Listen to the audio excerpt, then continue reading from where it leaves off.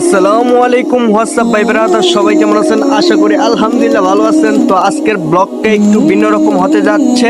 তো আজকের ব্লগে অনেক কিছু তুলে ধরা হবে, তো সবাই ধৈর্য সহকারে একটু এই ব্লগটিতে দেখবেন এবং পাশে থাকবেন।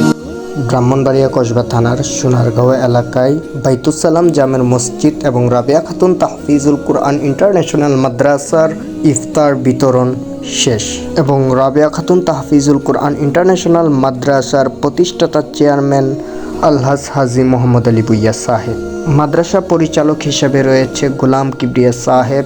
এই মাদ্রাসাটিতে অনেক ধরনের সুযোগ সুবিধা রয়েছে। এই অনুষ্ঠানের মঞ্চেই কিন্তু প্রথম আসন গ্রহণ করেছেন রাবেয়া খাতুন তাহফিজুল কুরআন ইন্টারন্যাশনাল মাদ্রাসার শিক্ষক এবং ছাত্রবৃন্দ। তার পাশাপাশি কিন্তু ইফতারগুলা সাজানো গোছানো হচ্ছে। এই প্রোগ্রামে মেহমান বিন্দুরা সবাই যার যার স্থানে নীরবভাবে বসে পড়েছেন এবং আখিরি মোনাজাতের অপেক্ষায় আছেন। যদি ভালো লাগে শেয়ার করে পাশে থাকবেন এবং মানুষকে দেখার সুযোগ করে দিবেন। ধন্যবাদ।